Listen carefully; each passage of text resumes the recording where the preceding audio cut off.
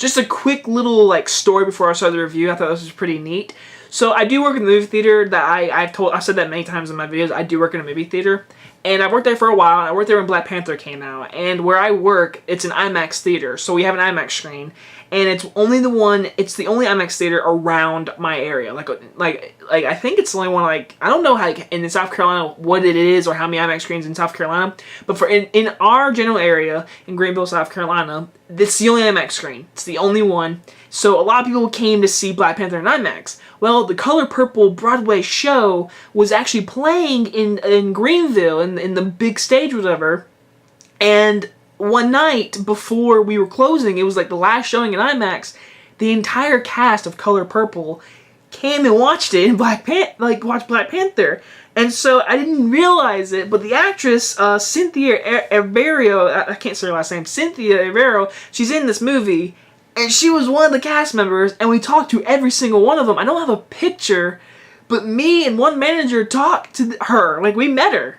So, I met her.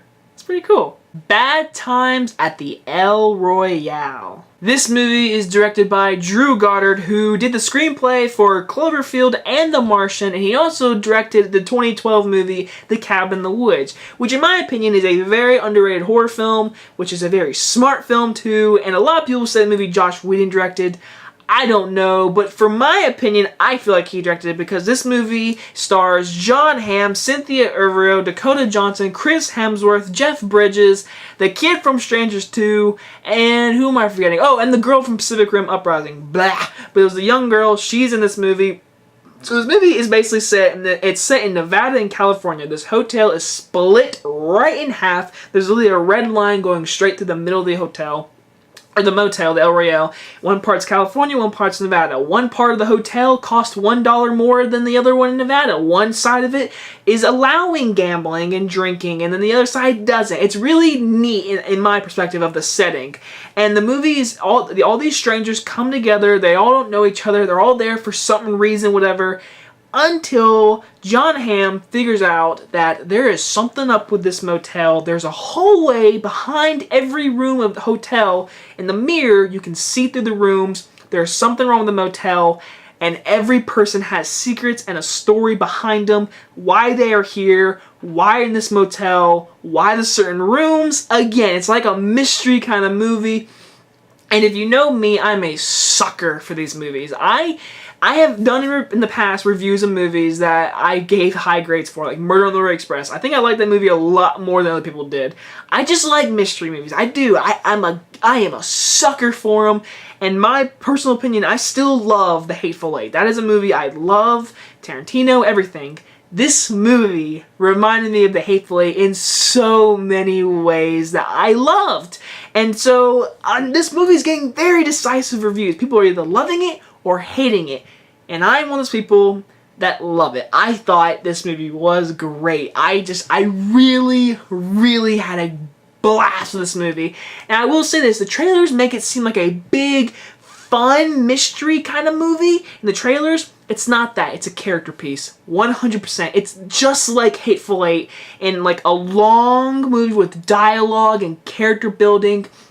It even has where it's set up to where you see perspectives of certain characters and it leads into scenes. Like you'll see this scene and stuff will happen and then it'll cut off and then it'll go to another character's perspective and lead into the same scene from a different perspective. It's just like Hateful Eight where it's like kind of like chapters, except in this one it's like room 1, room 5, room 7, and it all leads into a certain event. And I like that. I really love that. Hateful Eight did it great. This movie did it great. The flashbacks, for the most part, were interesting. It made the characters you liked more. It gave way more depth to a lot more characters. And the acting all around was phenomenal. Jeff Bridges, to me, if anyone got nominated for an Oscar, he's freaking great. I know this movie's not really an Oscar movie, but there is one scene, Jeff Bridges broke my heart. I won't spoil it, but it involves his character that is mentioned in the beginning of the movie and towards the very end. Something is happening right now and he can't say the answer. Someone asks him a question and he can't answer it. I won't spoil anything else, but that scene killed me. I was like, that is acting. that is pure acting. Jeff Bridges is fantastic. I loved his character. His father, Flynn, he was a priest. He was great. His character was so interesting. I love why he's at the hotel. I won't tell you why, but he's there for a reason. Maybe not. Okay, he's there. But I loved his story. I loved everything about him.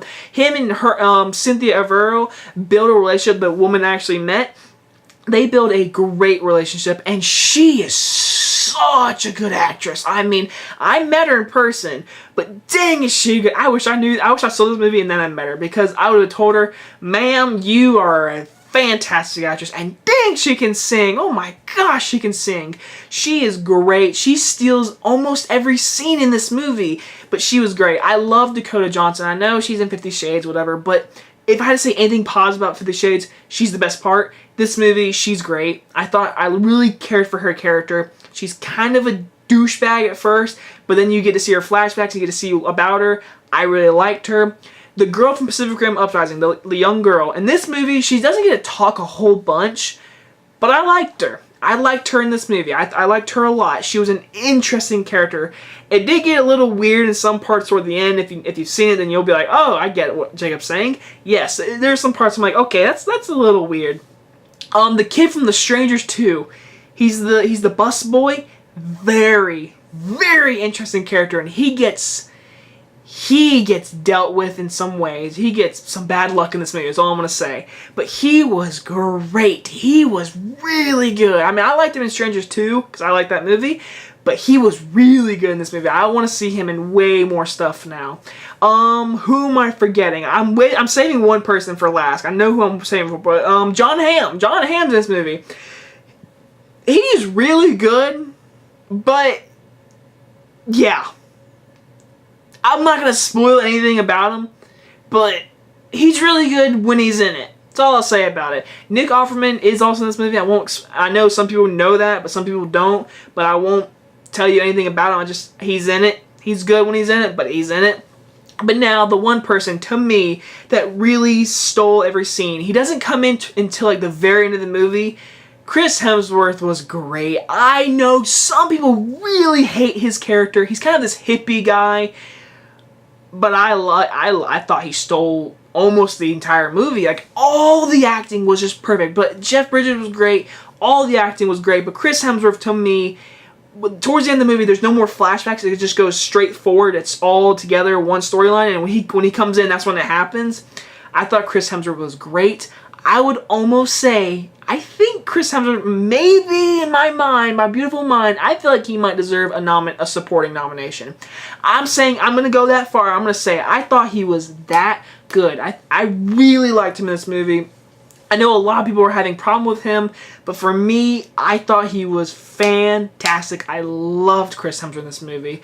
I do love the twists and turns. I do love the ending of this movie. Again, it kept me interested from beginning to end. The directing by Drew Goddard is so good. The production design, I think the movie definitely deserves best production design. The costume is great. The music was so good. The sound design, there is one scene with someone clapping. That's all I'm going to say. That was perfect editing. That was a very intense scene. My only little issue is sometimes the flashbacks kind of killed the vibe. There was very intense moments. You're like, oh my god. And they cut to a flashback. And you're like, oh, come on. Like, especially towards the end. There's one scene in particular. It's kind of an action scene. A middle of a fight kind of scene. And it just cuts to a flashback. I was like, okay, no, can we, okay. You can't keep, like, they keep doing it. Like, they keep making flashbacks. And, like, you kind of get tired of, like, oh, flashback. Oh, flashback. It's like that kind of keeps happening too much. But besides that, I really liked this movie. I really did. It was an original mystery movie. I love the setting. I love the characters. I love the acting. I love the end result. I love the conclusion. I love the blood, the action, the directing, the mystery, the dialogue. It's Chris dialogue. It definitely felt like a Tarantino movie, especially with Hateful Eight and like Pulp Fiction mixed with the music and everything. It felt like it felt like a Tarantino movie for sure. Overall, I had fun with this movie. I personally really dug this movie. I loved a lot about it. I definitely want to see it again, and I'm going to give it an A. Again, I really loved the movie. My only issue is the flashbacks kind of like killed the vibe in certain scenes, especially towards the end. There's one scene in particular, but I recommend this movie a lot. Please go see it. It is a long movie. It is a lot of talking, but you gotta sit there and listen to it. It's got good dialogue, good characters, good acting. I recommend it a whole bunch. Anyway, guys, if you guys enjoyed this review, and I'll see you guys on the next one. Bye-bye, guys.